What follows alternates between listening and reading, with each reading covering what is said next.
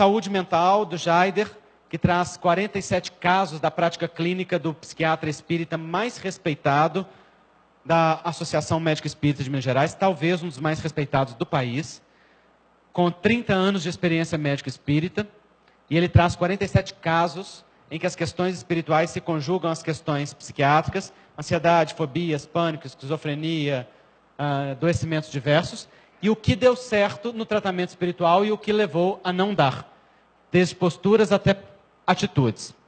E aqui tem um caso muito interessante, que é de um esquizofrênico hebifrênico, que é o caso mais grave de esquizofrenia, porque a pessoa fica delirando 24 horas por dia. E nesse caso, esse esquizofrênico começou a falar e a escrever em alemão. Ele mora em hospitais desde os 9 anos de idade.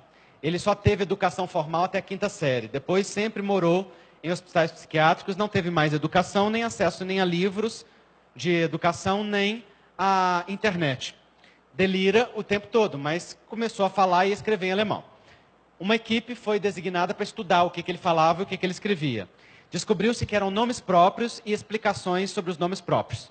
Todos os nomes próprios eram verdadeiros, todas as explicações eram exatas e verdadeiras, nenhum dado falso. Todos os nomes eram de altos chefes do comando nazista. E ele começou a desenhar símbolos nazistas, fórmulas químicas e uma série de outras coisas. Um dia, enquanto a equipe pesquisava a sua identidade, ele entrou dentro de uma sala de trabalho terapêutico com uma fonoaudióloga, uma terapeuta ocupacional e uma psicóloga, olhou para elas assim que entrou, teve uma janela rara de lucidez, começou a chorar humildemente e a pedir perdão. Elas olharam para ele, acharam aquilo estranho, nunca tinha acontecido, nem nunca tinham visto chorar, quanto mais fazer aquilo. Então perguntaram para ele, mas fulano, por que é que você nos pede perdão? E ele olhou para elas e disse-lhes, eu lhes peço perdão porque eu mandei vocês 3 para o forno. E elas choraram junto com ele, porque aquilo tocou o coração delas tão intensamente que ali claramente se configurava o reencontro entre vítimas e algoz. Naquela noite, na reunião mediúnica, no Hospital Espírita André Luiz, os espíritos mandaram-nos parar de pesquisar a identidade dele. Porque aquilo que objetivavam as regressões espontâneas já tinha sido obtido e ele já entrava em processo de arrependimento sincero.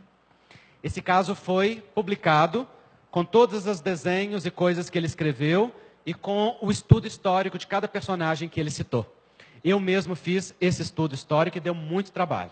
Esse homem sabia mais de história do nazismo do que eu e muitas outras pessoas que tiveram educação formal sobre a Segunda Guerra Mundial.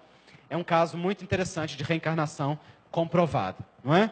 Então ele está nesse livro publicado e ele está nesse processo de preparar-se para o reajuste, porque a reparação ainda está longe. Ele ainda está em processo de exoneração da carga de culpa que traz no seu psiquismo e dos efeitos que voltam para ele, das suas vítimas e os efeitos indiretos daquilo que fez. É um processo longo de reajuste.